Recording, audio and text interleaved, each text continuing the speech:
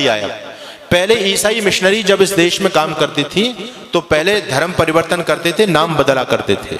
अब वो लोग भी सतर्क और सावधान हो गए, वो लोग अब नाम नहीं बदलते, क्योंकि नाम बदलेंगे तो लोगों की आंख खुल जाएंगी, अरे हमारे इतने भाई कन्वर्ट हो गए, ईसाई बन गए। तो नाम वही रखते हैं लेकिन अंदर से धर्म परिवर्तन करा देते हैं, जिससे हम लोग गफलत में सोते रहे। आप लोगों ने छत्तीसगढ़ के मुख्यमंत्री होते थे, नाम था अजीत जोगी। नाम सुनकर के आपको क्या लगता है जी, कौन होगा? अजीत जोगी। आपको लगेगा कि हमारे आदित्यनाथ योगी का ही भाई होगा अजीत जोगी को। नाम हिंदुओं जैसा उस व्यक्ति का, लेकिन व्यक्ति कौन था? ईसाई, पक्का ईसाई। उस व्यक्ति ने सत्ता में रहते रहते लाखों लोगों को कन्वर्ट किया, और जब वो व्यक्ति मर गया तो ईसाई रीति रिवाज के द्वारा उसको दफनाया गया, उसका अंतिम क्रियाकलाप किया गया। मैं आपको बताना चाहता हूं, पंजाब के मुख्यमंत्री होते थे चरणजीत सिंह चन्नी, स्वाफा भी बांधते थे, साफा लगते थे, सरदार जी हैं, लेकिन कौन थे? क्रिश्चियन। यानी हम लोगों को गफलत में रखने के लिए। और मैं कहना चाहता हूं आपसे, एक व्यक्ति है इस देश में जिसको हमारे बहुत सारे भाई बंधु देश का प्रधानमंत्री बनाना चाहते हैं। नाम क्या है जी? राहुल गांधी। ठीक है, हो सकता है मेरी बात से लोगों को कुछ मिर्च भी लगे।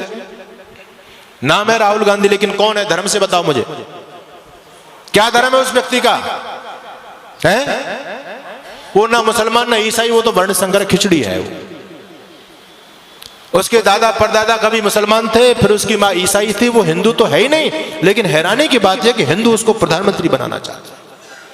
यानी हम जरा भी नहीं सोचते, जब इस ईसाई इस देश की सत्ता को अपने हाथ में लेगा, वो ईसाइयत को बढ़ावा देगा, हिंदुत्व को बढ़ावा देगा। ये सोचने की बात है। हम अपने स्वार्थ में इतने ज्यादा अंधे हो रहे हैं, आज राजनीतिक स्वार्थों में इतने अंधे हो रहे हैं। कोई अगर राजनीतिक पार्टी देश के लिए अच्छा काम भी करे, हमको उसका विरोध जरूर करना है।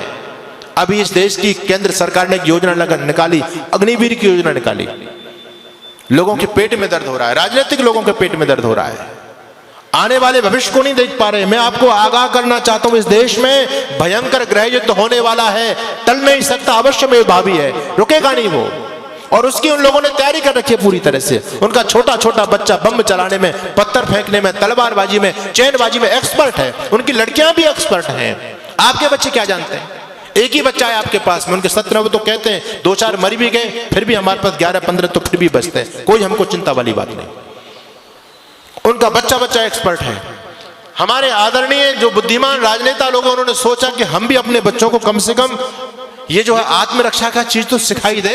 जब देश के हालात बदलेंगे तो कम से कम स्वयं की रक्षा कर पाएंगे, अपनी बहन बेटी अपने बच्चों की रक्षा तो कर सकते हैं वो लोग। इसके लिए अग्निवीर योजना चलाई गई कि हर एक बच्चे को सैनिक शिक्षा दी जाए।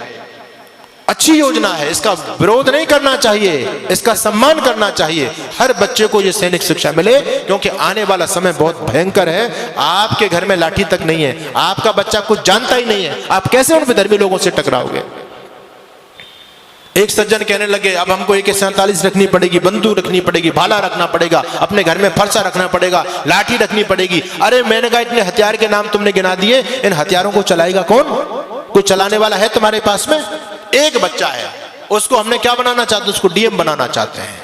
वो लोग कहते हैं हिंदू इतना मूर्ख प्राणी है धरती पर, एक बच्चा करके अपने बच्चों को DM बनाना चाहता है। हम 17 बच्चा पैदा करते हैं, इस देश का PM अपना बनाएंगे।